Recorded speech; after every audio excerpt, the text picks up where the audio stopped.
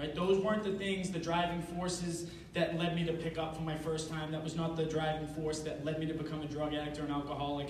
And I heard Mike speak about it beautifully, is that disconnection, right? That hole in my heart, that void that I'm always trying to fill, and I'm always chasing something to find relief, right? That uncomfortability, that's what drove me the first time that I picked up a drink or a drug, and it took away all that uncomfortable feeling, right? I didn't become a drug addict overnight.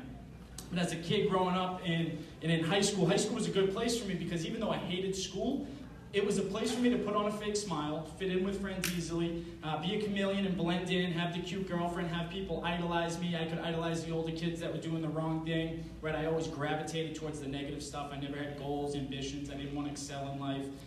And the first time I smoked and I felt the effects of what a drug could do to me, or a mind-altering substance, I instantly fell in love. Right? I wanted to chase that, but I always wanted to chase something better. Right? The carrot on the stick, the novelty would wear off. So marijuana wasn't enough. And then I'm drinking beers in the woods. Fast forward, 18 years old, first time I injected heroin, became an IV heroin user. And throughout the course, right, I'm not going to sit up here and tell you war stories, but there was consequences that happened along the way, right? Thankful to my old probation officers in the Woburn Courthouse for implementing some of those consequences. And seriously, I thank you for that, because without consequence, there's no real driving force for me to even want to change, right? And that's why when I talk to people or I'm sponsoring someone, I facilitate a family meeting on Wednesday nights in Stoneham, and I do that with Jimmy and Alex and Vinny's cousin, Steven. He's our parent liaison. And we talk about the family aspect and how the family gets well and implements consequences in their loved one's life, right? The hardest thing for a mother and a father is to ask their loved one to leave the home, to maybe put a restraining order on them, to Section 35 them. What I'm trying to teach these family members and the loved ones, if it's hard to love somebody like me when all I do is I lie, I cheat, I steal, I continuously hurt you, I break promises, I break trust. It's for the family component to get well and really stop the enabling process. And as soon as you stop making it comfortable and easy for me to keep doing what I'm doing with no consequences to change, is when you guys start to raise my bottom up for me. Right? You raise my bottom up, and it gives me a little fire under my butt to want to get into treatment. Is that the cure-all? Is that what's going to help me? Yes, it's going to help me. Is it going to fix me? No. Right? The frothy emotional appeal seldom suffices. That's a line right out of the big book. I was a 12-step guy. That's how I ended up getting well. I tried different forms of treatment. That one happened to click for me, right? And I don't bash anyone who doesn't do the 12 steps. That's just what worked best for me in my experience. The love of my mother and father trying to shape me and say, why are you doing this to my family, right? That's not enough to fix me or stop me. The police intervening is not enough to fix or stop me, because I have this disconnection in my mind, right? This obsession that doesn't respond to any form of reason, where I can't connect the dots that every time I put, this substance into my body, a negative reaction happens, or no matter what the consequence is, I go to detox, I get dealt with this broken system where they spit me out after 6 days, and then I get high again. And I say, how does this keep happening? So I go back to detox, and you see the same people, right? I still do commitments at detox, and I see the same people in there that I saw 10 years ago, right? That I saw 5 years ago, doing the same thing, still struggling. And honestly, I struggled in the step process. I relapsed, 5 times. It was very grueling for me. The steps never failed me. I always failed that process. I wasn't willing to go to any lengths, and I wasn't willing to be completely honest with myself, and it always came down to my first step is where I admit that I'm completely powerless and my life is unmanageable. Right? I wanted to pick and choose how my recovery was going to be, how it was going to look like, certain things that I was willing to do, wasn't willing to do, and really I wasn't growing. Right? And in order for someone to change and to grow, I need to get uncomfortable. I need to be okay with getting uncomfortable. And, I worked in treatment for, 3.5, 4 years, and that's where this idea came to a head, where we actually lost a Stoneham resident, one of a dear friend of ours. His name was Dean Dons, and we lost him to a fatal heroin overdose. And that's where we came together, me and my buddies, and we thought of this house that we could open up in memory of him, where we could actually try and change and save lives there with, the current epidemic going on with the opiates. And it would be a 12-step retreat for men only. And we would take men through the 12 steps the way we were, given to us, and we work hand in hand with the court systems, the schools. I do a ton of outreach coordination in the community, surrounding communities. Jimmy and Alex, their phones constantly going, working with parents, getting people into treatment, different sober houses that we refer to. And like Vinny said, I don't discriminate against any program. If someone's trying to get a bed, I'm going to place them into a bed. Might not be the highest quality, top-notch treatment center. That doesn't really matter, right? If you want to get sober and you want it bad enough, my experience is that I could do that, right? Because I went to those top-notch quality treatment centers, the fancy ones, private pay, out of pocket, didn't work. I still shot heroin, right? And then I went up to Portland, Maine, and I was in an all 3-family house, and it happened to click, right? I was ready. I had the fire, that desperation. And what's good as a drug addict is that someone like me who's so disconnected from society, I'm constantly chasing relief. So when someone offered me a real solution to that relief, I wanted to chase it. I wanted to get after it. I wanted to get better. And Dean's House started about 14, 15 months ago. It actually started at a house in Haverhill. We expanded, we opened up a house in Stoneham. I no longer use the house in Haverhill, and we have like a phase 1, phase 2 program where there's a restriction phase, no cell phones, we shut out outside distractions. And then I really started to see this barrier with treatment, where the cost, finances, people only have insurance, MAT is a big thing that the state's pushing, and I had this barrier basically, and I was always trying to get rid of the stigma, but I realized, and I took a step back, that I was part of the barrier that was created, right? Treatment's not free, we have to keep the lights on, staff has to get paid, mouths need to be fed, it comes with an expense, and it's the hardest thing to do when you get a phone call and you have to turn that family away, or you have to refer them elsewhere because, maybe finances are tough.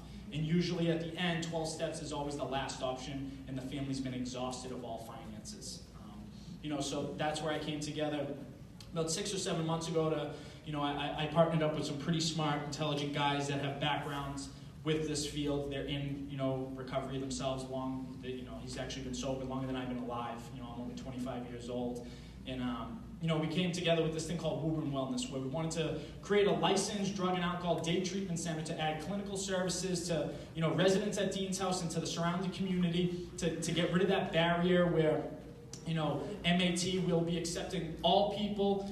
We really want to introduce them to a form of recovery, get them engaged in the 12 steps, because I have no issue with MAT. My only issue is that if someone engages in Suboxone, Methadone, Vivitrol, and that's their only form of recovery, and they're not engaging in anything else, and I use it as like a crutch, right? Because I tried those things and it didn't work.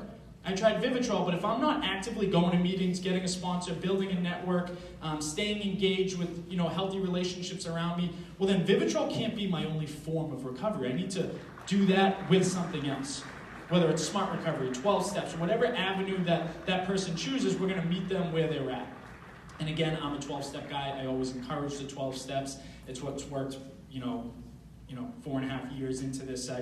I've never found it necessary to put a needle back in my arm. When I was a kid, some of you guys might have saw the news article with my dad. I woke up with a needle in my arm, and I constantly went to bed with a needle in my arm.